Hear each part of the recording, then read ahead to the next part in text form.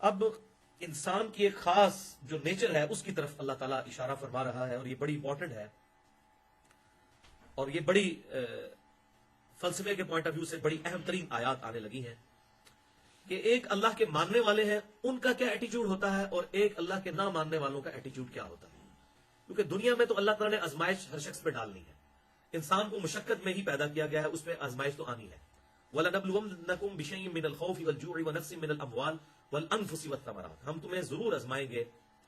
تھوڑے سے خوف کے ذریعے، نقصان کے ذریعے، جان میں بھی، مال میں بھی، اور اس کے بعد دیکھیں گے کون لوگ صبر کرنے والے ہیں۔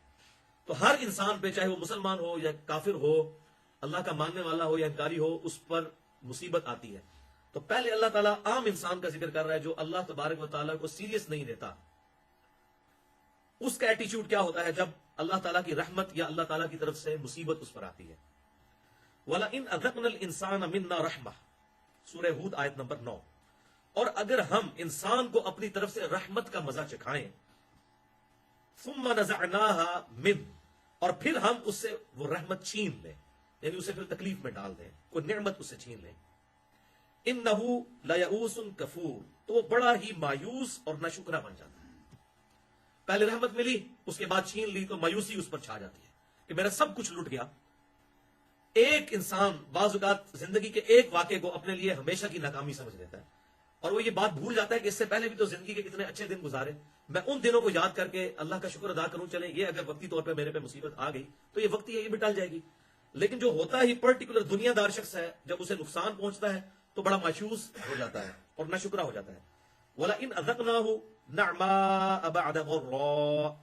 اور اگر ہم اسے اپنی نعمت کا مزہ چکھا دیں اس تکلیف کے آ جانے کے بعد، مست جو اسے پہنچتی ہے، لَيَقُولَنَّ ذَهَبَ السَّيِّئَاتُ عَنِّي، تو کہتا ہے کہ ہائے میری ساری اب تکلیفیں دور ہو گئیں، إِنَّهُ لَفَرِحٌ فَخُورٌ، تو وہ بہت ہی خوش ہوتا ہے اور شیخی بگاڑنے لگتا ہے، جس کو کہتے ہیں نا خوشی سے بھولے نہ سمانا، یعنی تکلیف آئی تو بالکل اس طریقے سے جیسے مر گیا، سب کچھ ہی ختم ہو گیا، لٹ گیا سب کچھ، اور جب خوشی ملی تو پھر اتنے بھنگڑے کہ انسان کو برا وقت بھی یاد نہ رہے۔ یہ ایٹیچیوڈ ہے ایک اس انسان کا جس کے ذہن میں گاڈ کا کانسیپٹ نہیں ہے، اللہ کا تصور نہیں، کسی کریٹر کا تصور نہیں ہے، وہ سب کچھ دنیا کی زندگی کو سمجھ بیٹھا ہے۔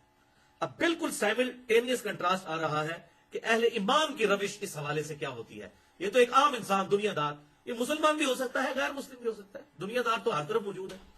یعنی صرف ایک ڈیلوژن کو لے کر چلنا، ایک فرسودہ سا ذہن بنا لینا کسی اعتبار سے، یہ ایمان تو اللہ تعالیٰ کو ایکسیپٹیبل نہیں ہے، بلکہ پوری کنوکشن کے ساتھ انسان اسلام کو قبول کرے وہ ایکسیپٹیبل ہے۔ اب اس کے اگینسٹ سائملٹینیس کنٹراسٹ آ رہا ہے إِلَّا الَّذِينَ صَبَرُوا،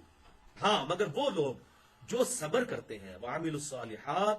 اور نیک اعمال کرتے رہتے ہیں۔ یعنی تکلیف آئی تو صبر کیا، اور جب ان پر آسانی ہے اس وقت تو ظاہر اللہ کو رسپانس کرتے ہی ہیں اچھے اعمال کی شکل میں۔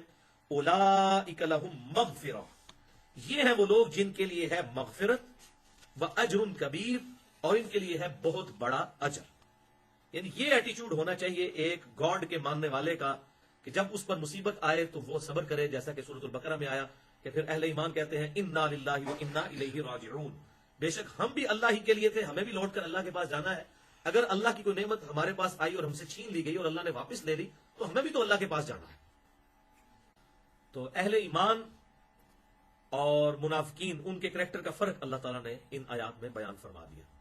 اس حوالے سے ایک حدیث بڑی اہم ہے دعا کے کنسیپٹ میں، جو میں نے مسئلہ نمبر 82 میں بھی بیان کی ہے، بڑی ڈیٹیل کے ساتھ دعا کے ٹاپک کو ایڈریس کیا ہے۔ مسند امام احمد میں صحیح سند کے ساتھ یہ حدیث موجود ہے کہ آپ صلی اللہ علیہ وآلہ وسلم نے ارشاد فرمایا، جو شخص یہ چاہتا ہے کہ اللہ تعالیٰ مشکل اور پریشانی کے دنوں میں اس کی دعا قبول کرے تو اسے چاہیے کہ جب اس پر آسانی کے دن ہو اس وقت بھی اللہ تعالیٰ سے دعا مانگے،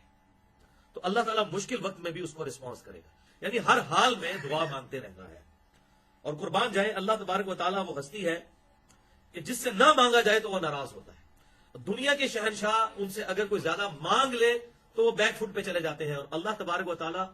وہ شہنشاہ ہے کہ جس سے نہ مانگا جائے تو وہ ناراض ہوتا ہے۔ ادعونی استجب لکم، اے میرے بندو مجھ سے مانگو میں تمہیں عطا کروں گا۔ ان الذین یستکبرون عن عبادتی، بے شک وہ لوگ جو کہ میری عبادت یعنی دعا مانگنے سے تکبر کرتے ہیں،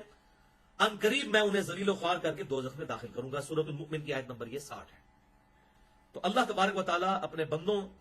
سے خوش ہوتا ہے جو دعا مانگتے ہیں. وَإِذَا سَأَلَكَ عِبَادِي عَنِّي فَإِنِّي قَرِيبٌ، اے میرے محبوب صلی اللہ علیہ وسلم، جب میرے بندے آپ سے میرے متعلق پوچھیں تو فرمائیے میں تمہارے بالکل قریب ہوں. اجیب الدعوۃ الداعی اذا دعان، میں ہر پکارنے والے کی دعا کو قبول کرتا ہوں جب وہ مجھے پکارے. فَلْيَسْتَجِيبُوا لِي وَلْيُؤْمِنُوا بِي لَعَلَّهُمْ يَرْشُدُونَ، لیکن لوگوں کو بھی چاہیے کہ میرا حکم مانیں اور مجھ پر ایمان لائیں جیسا کہ ایمان لانے کا حق ہے، تاکہ وہ بھلا پا سکیں. تو اصل یہ چیز ہے کہ یہ ون وے ٹریفک نہیں ہے، بلکہ جو اللہ کو رسپانس کرے گا اللہ تبارک و تعالیٰ اس کی دعاؤں کو قبول کرے گا.